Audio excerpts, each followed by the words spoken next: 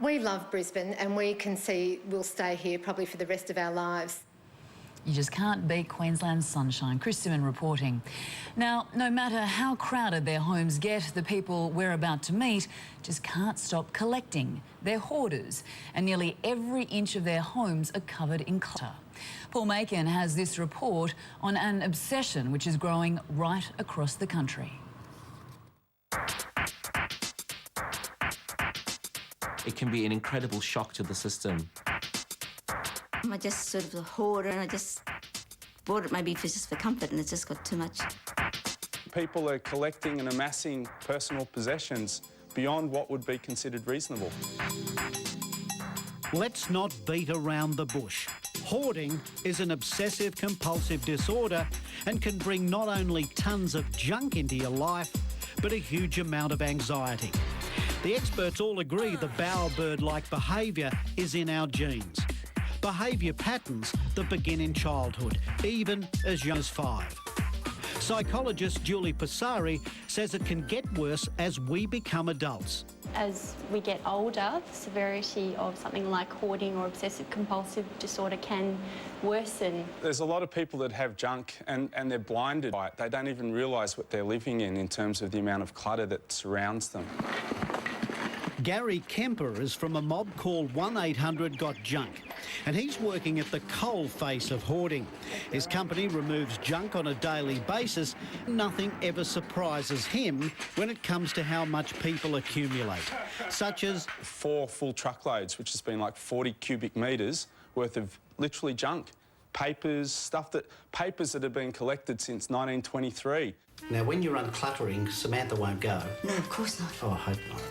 Libby here has been honest enough to admit she's a hoarder and that her house runs her now instead of the other way around. In fact, she calls it Cluttersville. And Cluttersville is the address for an ever-growing number of Australians. Sometimes it's in the garage, sometimes it's in all the rooms of the house. When we turn up, we don't know where it's going to be. We're at the home of Yaron Hallis, a musician. Now, there's no way I can show you what's inside the house in one go. There's no way you could take it. I need to ease you in. So let's look at a section of what's inside the house first. Now, the rest. I guess it can be sensory overload. You walk in and you don't know where to look.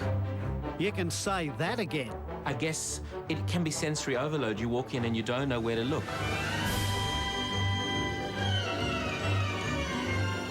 I mean, it's really something like a museum, I guess. I feel like I'm the curator of my own museum. This is my camel room. I've been sitting here since Wednesday morning. Wednesday morning, can't believe my ears.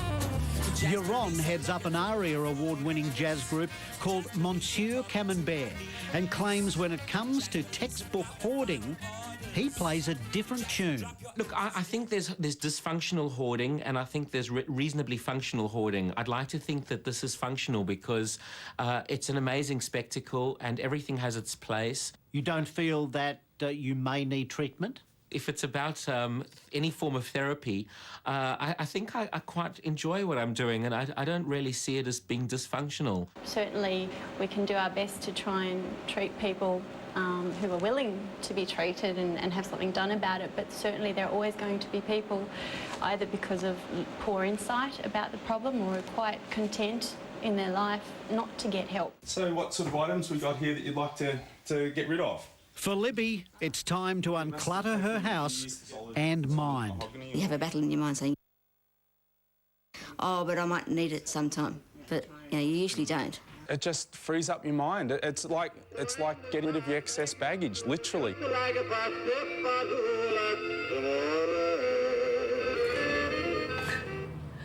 Can you imagine the dusting? Paul Macon with that report. Coming up, how to look great at the beach this summer. We take a look at the hot new range of swimwear for all shapes and sizes.